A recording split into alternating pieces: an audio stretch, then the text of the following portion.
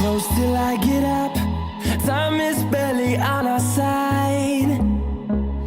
I don't wanna waste what's left.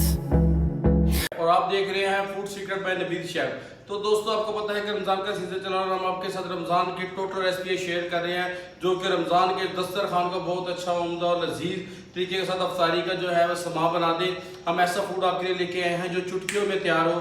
तो दोस्तों इसी के साथ ही हम आपके साथ एक नई रेसिपी जो कि फिंगर चिप्स की रेसिपी है वो आपके साथ शेयर करने लगे हैं, बड़े जदीद न्यू स्टाइल के अंदर के साथ। दोस्तों जैसे आप किसी भी अच्छे ब्रांड पे जाते हैं और आप फ्राइज खाते हैं तो आपको बड़ा मजा आता है। तो दोस्तों उसकी जो सीक्रेट्स होती हैं जो हर इसमें बताया जाता है, बट उसकी जो अंदर की जो स्टोरीज होती है वो कोई नहीं आपको बताता कि उसमें क्या चीज़ और क्या रेसिपी यूज़ की जाएगी। तो दोस्तों आज हम आपके साथ हर एक चीज़, हर एक रेसिपी और हर एक जो पर्दा है उसमें से पर्दा उठाने वाले हैं कि और आप बड़े प्यार के साथ और बड़े इत्मीनान के साथ आप हमारी रेसिपी को गौर से देखिएगा।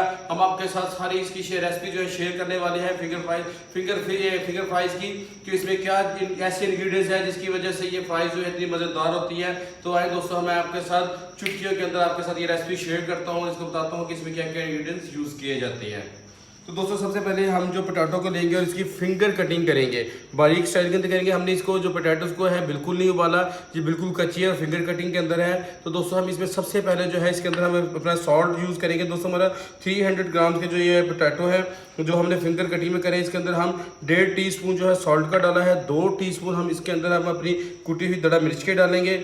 तो दोस्तों ये जो हमने कुटी हुई दड़ा मिर्च डाली है दोस्तों, ये बड़ा अच्छा और मज़ेदार रेसिपी और स्पाइसी थोड़ा सा कर देती है। दोस्तों ये हम अपनी स्पाइसीज अपने हिसाब से भी कर सकते हैं। तो दोस्तों इसके साथ ही हम लास्ट में जो है ये यूज़ करेंगे अपना रिफाइंड जो बेसन है ये हम इसमें डाल रहे हैं। तो दोस्तों ये हम इसके अंदर डालने के बाद इसको मिक्स करेंगे अच्छे तरीके के साथ। और दोस्तों जैसे ये हमारा बेसन और जो हमारे स्पाइसेस मिक्स हो जाएंगे, इसके बाद वो एंड के अंदर जो सबसे एंड में जो हम यूज़ करेंगे, हम अपना फेटा हुआ जो एग है इसको तकरीबन हमारे थे हाफ जो है एग इसके अंदर यूज़ करके हम इसको अच्छी तरीके से मिक्स कर लेंगे। तो दोस्तों मिक्स करने के बाद हम इसको फ्राई करेंगे और ये हमारी बड़ी मज़ेदार उम्दा जो रेसिपी है फिंगर पोटैटो की, ये रेडी हो जाएगी।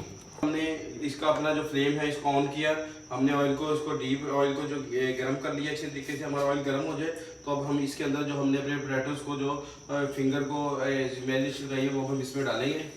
तो दोस्तों ये ख्याल कीजिएगा कि हमने इसको इस तरह डालने की आपस में जुड़े ना, थोड़ा सा गैप में रख के और फैला के डालेंगे इसको, और इसको तकरीबन कम से कम कोई 7 से 8 मिनट तक फ्राई होने देंगे।